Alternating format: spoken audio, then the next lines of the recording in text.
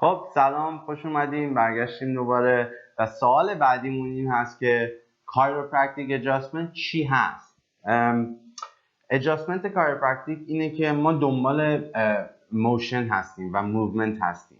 همه چی توی بدنمون especially موقعی که دو تا استخوان با هم نزدیک میشن و یه جوینت درست میکنن، این جوینت ها خیلی از وقتا میشه اون موومنتش مشکل ایجاد میشه و جوری که باید تکون بخوره تکون نمیخوره.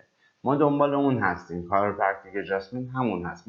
من حس میکنم ستون فقرات و کمر رو، حالا هر جا میشه، یعنی میتونه زانو باشه، میتونه شونه باشه، اما حالا ما روی این اگزمپلمون روی کمر کار میکنیم و من این کمر رو حس میکنم واسه موشن و جایی که حس میکنم درست تکون نمیخوره اون موشن رو بهش اضافه میکنم و شاید یه صدا در بیاد.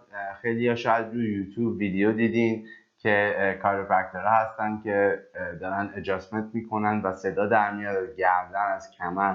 این مشکلی نیست، خیلی هم حس خوبی داره، اما من خودم دنبال صدا نمیرم. این صداش گازه که از بین دوتا استخون موقعی که جمع میشه این گاز ریلیس میشه، یعنی میاد بیرون.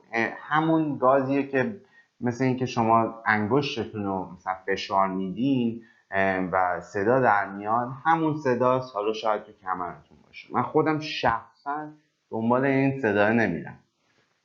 به مریضام میگم که من دنبال این صدا نیستم، من دنبال اون موومنتم، برای اینکه میخوام همه چی درست تکون بخوره. من هدفم اونه و بله، خیلی حس خوبی داره chiropractic adjustment.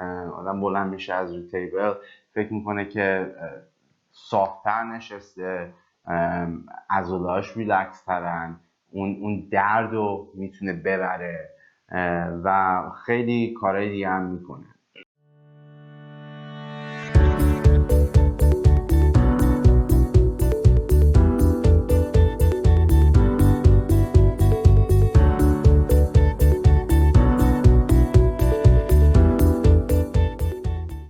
خب این یه سوال دیگه واسهتون جواب دادم. اگه سوالای بیشتر داشتین لطفاً تو کامنت سکشنمون یه کامنت بذارید یا یه ایمیل واسمون بدین و من سعی میکنم که توی برنامه بعدیمون جواب بدم این سوالا رو. مرسی و خداحافظ شما.